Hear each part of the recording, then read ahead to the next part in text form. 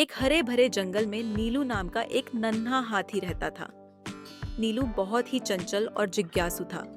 उसे हर नई चीज को देखना और समझना बहुत पसंद था।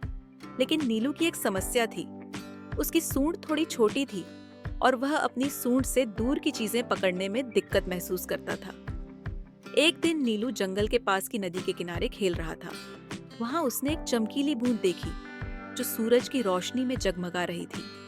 नीलू ने अपनी छोटी सूंड से बूंद को पकड़ने की कोशिश की, लेकिन वह असफल रहा। बूंद पानी में गिर गई और नीलू उदास हो गया। तभी नदी के किनारे एक कछुआ आया जो बहुत बूढ़ा और समझदार था। उसने नीलू से कहा, तुम्हें परेशान होने की जरूरत नहीं है नीलू।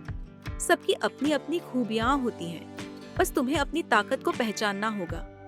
नीलू ने कछुए की बात सुनी और सोचा कि वह सही कह रहा है। उसने अपनी छोटी सूंड के बजाय अपने पैरों का इस्तेमाल करके बूंद को उठाने की कोशिश की।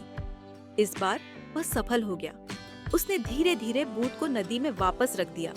कछुआ मुस्कुराया और बोला, देखा, तुमने अपनी ताकत पहचान ली। अब तुम अपने आप पर भरोसा करना सीखो। उस दिन के बाद नीलू ने कभी अपनी सूंड की कमी का दुख नहीं किया। उसने अपनी ताकत और सूझबूझ से हर काम को पूरा करना सीखा। धीरे धीरे वह जंगल के सबसे समझदार और साहसी जानवरों में गिना जाने लगा। इस कहानी से बच्चों को यह सिखाया जा सकता है कि हर किसी की अपनी खूबियां होती हैं और हमें अपनी ताकत को पहचान कर ही सफल होना चाहिए।